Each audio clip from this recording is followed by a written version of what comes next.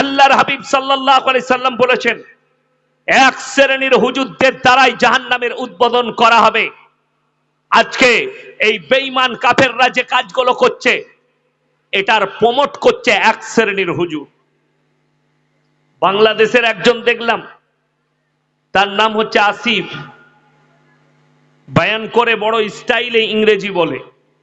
কি বলেন, কিছুদিন আগে সে এক জায়গায় বয়ান করছে, বলছে সবাই বলুন স্টার্ট, নারে তাকবীর। আসলে ইংরেজি তো পাল্টায়, আল্লাহর ভাষা কিন্তু এক, ইংরেজি বললে পাল্টাবে না। এই ছেলেটাকে দেখলাম, আমি একে কেন ছেলে বললাম, একে যদি আলেম বলি আল্লাহর কাছে আমি দায়ী হয়ে যাব।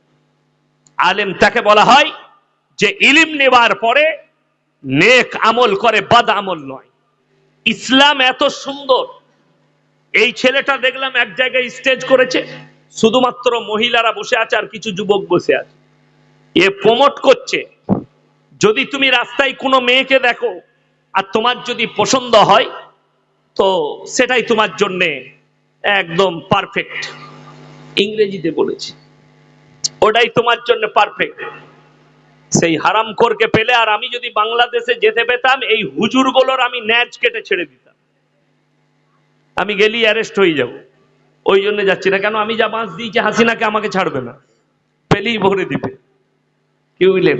কালকে একজন বাংলাদেশের হুজুর ছিল আমার সঙ্গে জলসায়, তো বলছিল যে আমার খুব নাম করলো যে আপনার খুব চর্চা বাংলাদেশে।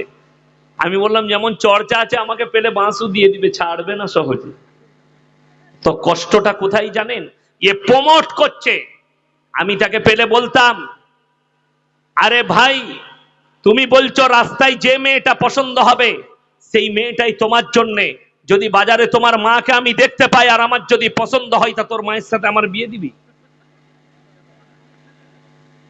এটা হাসির লয়, বহুত দামি মূল্যবান কথা। এটা ইসলাম বিরোধী কথা, এটা জিনার প্রমোট করা। আর একটা দেখছি হাতে আংটি পড়েছে, টুপি লাগিয়েছে, কখনো দেখছি মিজানুর রহমান আজহারির নকল করছে, কখনো দেখছি এর নকল করছে, অন্য নকল করছে। সে আবার ঈদেতে বয়ান করেছে, যদি কেউ মনে করে ঈদেতে তার গার্লফ্রেন্ডকে গিফট দেবে তো দেয়া জায়েজ আছে। আর মধ্যে গার্লফ্রেন্ড যদি মনে করে বয়ফ্রেন্ডকে, হারামখোর, গার্লফ্রেন্ড আর বয়ফ্রেন্ডটাই তো হচ্ছে না জায়েজ, ইসলামী শরীয়তে হারাম। আর তুমি ওটাকে জায়েজ করছো। শুনে রেখে দেন, এই ধরনের মৌলবীদের দ্বারা আল্লাহ জাহান্নাম উদ্বোধন করবে। যারা ইহুদিদের প্রমোট করছে, যারা বেঈমান কাফেরের প্রমোট করছে। কোরআনে আছে ওয়ালা তাকরাবুজ জিনা ইন্নাহু কানা ফাহিশা ওয়া সাআ সাবিলা। ব্যভিচার করা তো দূরের কথা, যে রাস্তায় ব্যভিচার হয় সেই রাস্তার ধারে পাশে তোমরা যাতায়াত করবে, সেই রাস্তার ধার দিকে যাওয়া যাবে না। যদি মনে করেন এই রাস্তায় জিনা হয়, অন্য রাস্তায় ঘুরে যাবে। তার একটা দলিল বলে দিই, ইসলাম কত সুন্দর। ওই রাস্তায় গেলে কতগুলো বিপদ আসতে পারে। আসানসোলের নাম শুনেছেন না শুনেন? ওটা কিন্তু আমার জেলা, এখন ভাগ হয়েছে।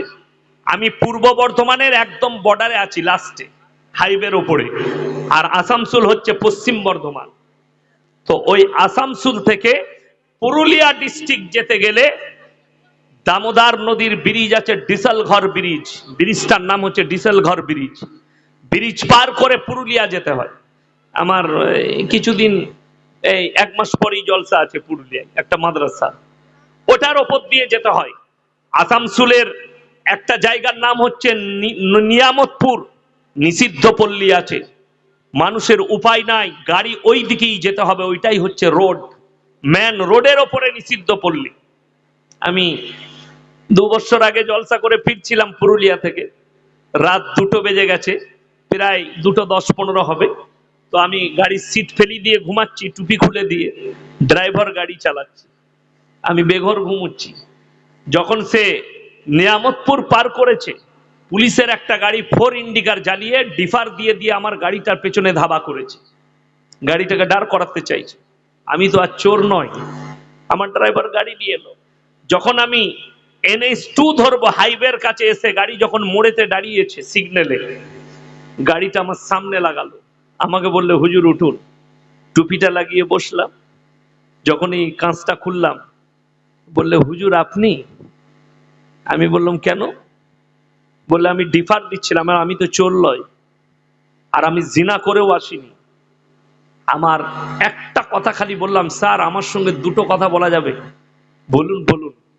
আমি বললাম, রাস্তায় বেরোনোর পরে আপনি আটকাচ্ছেন, কিন্তু যদি ওই গেটটাই তালা মেরে দেন, যদি কেউ কি ঢুকতে না দেন, তাহলে এই ঝামেলাটাই তো থাকবে না। কথাটা বুঝতে পারেননি? ওই গেটটাই তালা মেরে দিলে কেউ যদি ঢুকতে না পায়, বেরোনোর ঝামেলাটা থাকবে, আপনাদেরকে আবার ছুটতে হবে না। বলছে ভাই সরকার লাইসেন্স দিয়েছে। এরপর বুঝলেন, যে গাড়ি নিয়ে বেরোয়, জিনা করে বের হয়, সেখানে জিনাতে যার যৌবন খরচ করলো, জিনা করলো, রাস্তার উপরে পুলিশকেও টাকা লাগে। দুঃখটা ওইটাই, আমাদের মতো মৌলবীকেও আটকাতে হয়েছে পুলিশকে, যে এরা ওখান থেকে বেরিয়ে আসছে নাকি জিনা করে।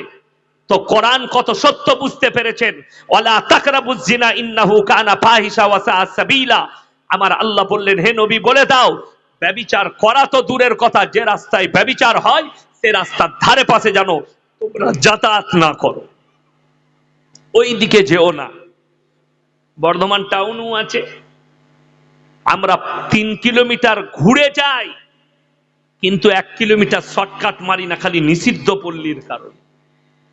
আমি কলকাতার জলসায়, সোনাগাছির পাশে জলসা ছিল, আমি দাওয়াত দিয়ে এসছি, হে পশ্চিম বাংলার যতগুলো নিষিদ্ধ পল্লীর মহিলা আছে, যদি কোনো মুসলিম মহিলা ফেসে থাকেন, আমাদের মতো মৌলবীর সঙ্গে যোগাযোগ করো। আমি দাওয়াত দিচ্ছি, হালাল সম্পর্ক করে নিকাহ করো, আর হারাম জায়গা থেকে সরে এসে জান্নাতের রাস্তা অতিক্রম করো।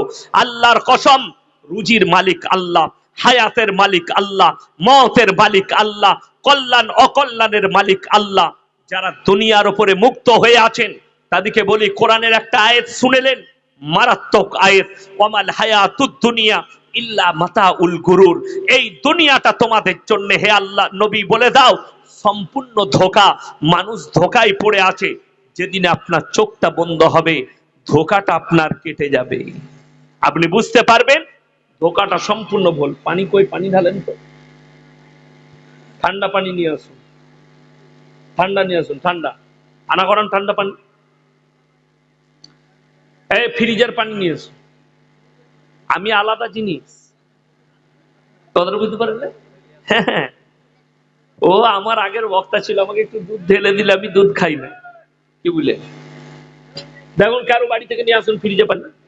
হ্যাঁ, আমার ইঞ্জিন আলাদা, কি বুঝলেন? যত ঠান্ডা দিবেন তত পাওয়ার নিবে, অসুবিধা কিচ্ছু নাই। তো আমি যেটা বলছিলাম, সবাই নিয়ত করুন আমরা হালাল পথে চলবো, সকলে জোরে বলুন ইনশাআল্লাহ। আল্লাহ যেন আমাদেরকে হারাম থেকে হেফাজত করে। কিয়ামত করিবান, আপনার দোরগোড়ায় কিয়ামত পৌঁছে গেছে, কিয়ামতের আলামত শুরু হয়ে গেছে, কিয়ামতের মারাত্মক আলামত প্রকাশ পেতে শুরু করে দিয়েছে, যেটা বিশ্বের দরবারে উঠে গেছে। আল্লাহ নবী সাল্লাল্লাহু আলাইহি সাল্লামের হাদিস, তোমরা বুঝতে পারবে কিয়ামত তখন কাছে আসছে যখন ফোরাত নদী শুকাতে শুরু করবে। হাদিসে আছে। কোন নদী বললাম? ফোরাত নদী। কেন? গোটা বিশ্বের যে তৃতীয় বিশ্বযুদ্ধ, মহাযুদ্ধটা হবে, সেটা পৃথিবীর আল আকসা নিয়ে নয়, কাবা ঘর নিয়ে নয়, হিন্দু মুসলিম নিয়ে নয়।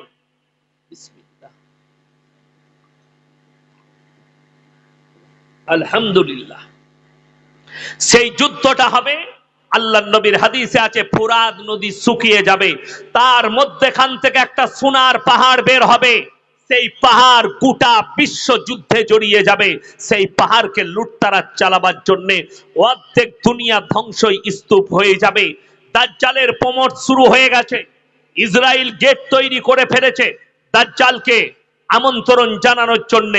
ইসরায়েলিরা এবং বেঈমান কাফেররা দাজ্জালের প্রমোট শুরু করে দিয়েছে, তারা নিজেদের শরীরে দাজ্জালের টাটু আঁকতে শুরু করে দিয়েছে, এক চোখের দাজ্জাল তারা প্রমোট শুরু করেছে। শুনে রেখে দেন আমার মুসলমান ভাই, গোটা বিশ্ব যুদ্ধে জড়াবে।